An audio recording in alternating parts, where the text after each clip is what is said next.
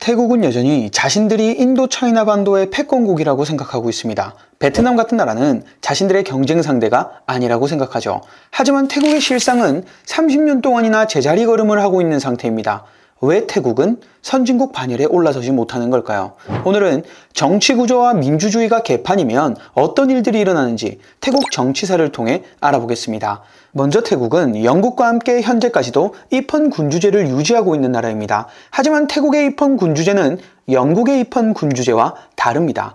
영국 국민들은 왕권이라는 것이 상징적인 의미로 자리 잡혀 있지 왕이 절대 권력을 가지고 있다고 생각하지 않습니다. 권력은 국민에게 있는 것이고 이 국민을 대표하는 총리가 권력을 행사한다고 생각하고 있죠. 하지만 태국은 여전히 왕의 입김이 강력합니다.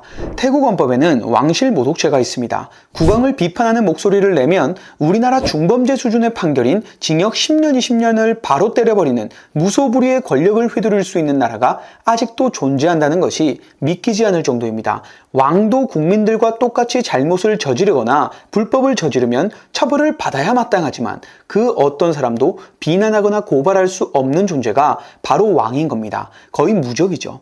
떡하니 입헌 군주제 국가로서 의회와 총리가 존재함에도 불구하고 국왕이 이토록 신성불가침의 존재로 군림하는 이유는 무엇일까요? 태국은 왜 이런 형태의 입헌 군주제가 됐을까요? 태국은 1932년 전까지만 해도 전제군주정이었습니다. 말 그대로 정권을 왕이 쥐고 있는 나라였죠. 그런데 1932년에 왕정 타도를 외치는 쿠데타가 발생합니다. 그때 쿠데타를 주도한 인물이 군부 세력의 피분 송크람이죠. 이 피분이 당시 태국 왕이었던 라마 7세를 퇴위시키고 1938년에 자신이 총리 자리에 오르며 정권을 잡습니다.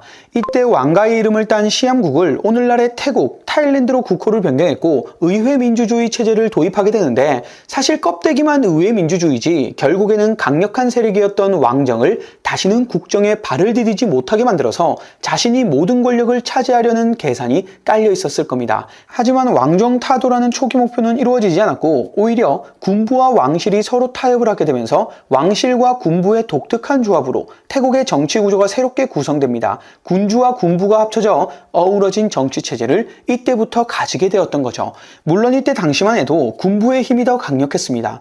하지만 이러한 군부의 힘은 라마 9세가 등장하면서부터 균열이 생기기 시작합니다. 이미 오랜 군부 독재로 인해 기득권층들의 부패가 만연하고 국민들의 비난 여론이 들끓는 상태에서 현재까지도 국민적 지지를 받고 있는 라마 9세가 등장을 하게 된 거죠. 라마 9세는 군부 정치인들과 달리 직접 국민들 사이로 나아가 국민들의 전폭적인 지지를 얻기 시작했고 가끔씩은 정치적인 영역에서도 그의 존재감을 보여줬습니다. 태국의 헌법에는 국가 위기 상황에서 국왕이 정치적 결단을 내릴 수 있다는 조항이 있습니다. 이러한 권한을 바탕으로 라마 9세는 1973년 민주화 운동 기간에 군부의 지도자였던 타눔을 나라에서 추방하는 명령을 내렸고 1992년에는 시위 도중 시민들에게 발표 명령을 내린 수친다 총리를 끌어내리기도 했습니다. 이러한 왕의 모습을 보고 국민들은 열광했죠. 군부 세력도 워낙 라마 9세에 대한 국민 여론이 좋다 보니 함부로 손을 댈 수 없는 입장이었습니다. 이렇게 라마 9세에 대한 국민적 지지가 너무 강하다 보니까 군부와 왕실이 지배하는 정치 구조가 마치 철옹성같이 견고했죠. 혹시나 시민들의 입장을 대변하는 민주정권 세력이 정권을 잡는다? 그럴 때마다 군부는 쿠데타를 일으켰고 왕은 이를 대부분 눈감아 주었습니다. 한두 번이 아닙니다. 라마 9세 때만 무려 15번의 쿠데타가 있었습니다. 2년에서 3년꼴로 한 번씩 쿠데타가 일어나는데 왕은 자리를 항상 지킵니다. 그리고 쿠데타를 성공한 자들이 왕에게 쿠데타를 성공적으로 마쳤다고 보고를 합니다. 이 정도면 국왕이 실제로는 정치판을 결정하고 있다고 봐야겠죠. 그래서 태국에서 발생한 모든 쿠데타는 왕권 강화를 위한 친위 쿠데타 성격이 강하다 볼 수 있는 겁니다. 그런데 현재 태국 젊은 세대들은 라마 9세 시절을 살던 사람들이 아닙니다. 이들은 라마 9세가 자신의 높아진 권위로 태국의 정치 구조와 민주주의를 엉망으로 만들었다고 생각하고 있습니다. 이렇게 군부와 왕실이 결탁한 정치 구조는 2000년대까지 쭉 이어져 왔는데 2001년에 문제의 인물이 등장하게 됩니다. 바로 태국의 탁신 친나왓이라는 총리가 등장하죠. 탁신 친나왓은 군부가 아닌 기업인 출신입니다. 그는 2001년 총리에 선출된 후 태국이 IMF 구제금융체제에서 빠르게 빠져나올 수 있도록 이끌면서 대중의 지지를 받는데 왕실에 대한 힘을 줄여야 한다는 말을 주창했다가 2006년에 군부 세력이 쿠데타를 일으켜 정권을 잡으며 탁신에게 입국 금지 조치를 내립니다. 그렇게 탁신이 물러나는데 당시 워낙 탁신이 인기가 많다 보니 2007년 총선에서 탁신 동생의 남편인 솜차이 웜사와시 총리로 선출되었죠. 군부 세력들 가만히 있겠습니까? 솜차이에게 정치활동 금지 명령을 내려버립니다. 그렇게 2011년에 또 총선을 하는데 이번엔 동생 잉나 칭나왓이 총리 자리에 오릅니다. 그래서 2014년에 군부 정권이 쿠데타를 또 일으켜서 프라윳 짜노차가 총리가 되어 10년간 태국 정치를 장악하죠. 이런 과정을 본다면 사실상 모든 정부 기관을 군부가 장악하고 있다고 봐도 무방할 겁니다. 그리고 프라윳 짜노차는 탁신계 출신의 정치인들이 우리 왕정과 군부를 약화시키려 한다는 명분을 가지고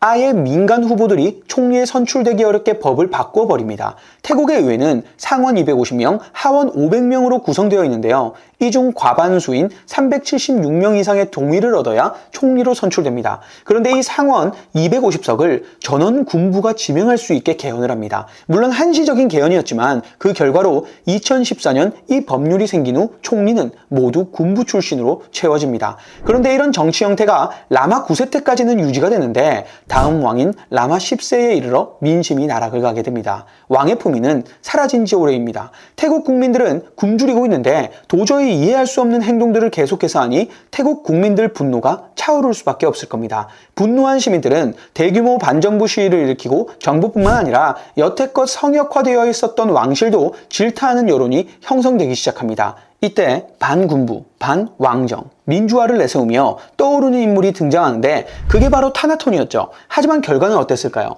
헌법재판소에서 타나톤의 의원 자격을 박탈하고 정치활동을 10년 동안 못하게 금지합니다. 그리고 그의 당인 퓨처포워드당을 해산시켜버립니다.